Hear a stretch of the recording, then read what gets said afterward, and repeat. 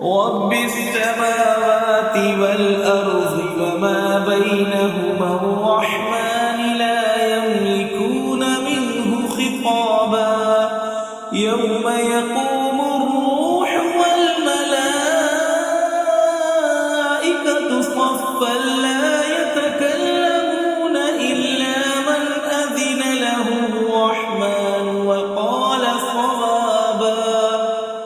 ذلك اليوم الحق فمن شاء اتخذ إلى ربه مآبا